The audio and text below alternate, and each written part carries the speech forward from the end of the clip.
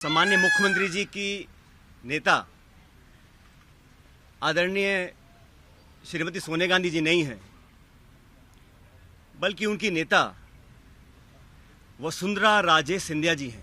एक तरफ ये कहा जा रहा है कि हमारी सरकार को गिराने का काम भाजपा कर रही थी, दूसरी तरफ कहा जाता है कि सरकार को बचाने का काम वसुंधरा जी कर रही थी। तो ये जो विरोधाभास है, इसको समझाना चाहिए। मुझे बहुत कुछ कहा गया, कोरोना, गद्दार, निकम्मा आदि। सम्माननीय मुख्यमंत्री जी का भाषण परसों धौलपुर में हुआ और उस भाषण को सुनने के बाद मुझे ऐसा लगता है कि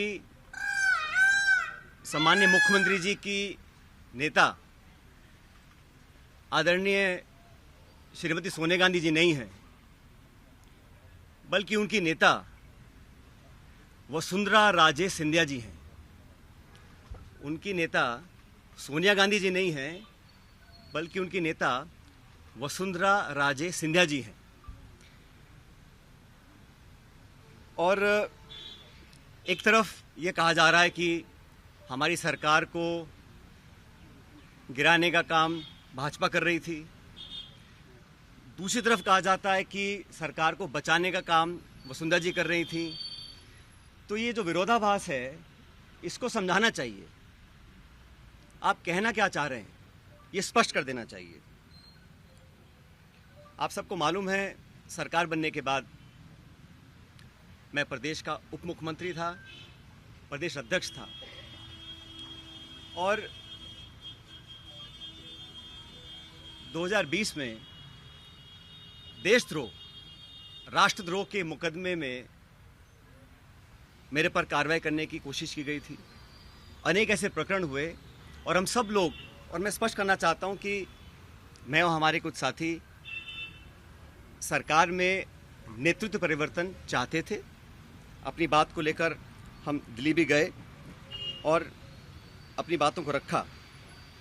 उसके बाद अखिल भारतीय कांग्रेस कमेटी ने लगातार चर्चाएं हुई और आज वो दुनिया में नहीं है, स्वर्गीय अहमद पटेल साहब, लेकिन उनके माध्यम से सब नेताओं से मुलाकात हुई और एक कमेटी का गठन हुआ, एआईसीसी ने किया। उसमें माखन साहब, वेणुगोपाल जी और अहमद पटेल जी सदस्य थे और उस कमेटी का एक काम था। और कमेटी जब गठन हुआ, उस समय हम सब की बात सुनकर हमारी बातों को एक्सेप्ट किया गया और एक रोड मैप तैयार किया गया।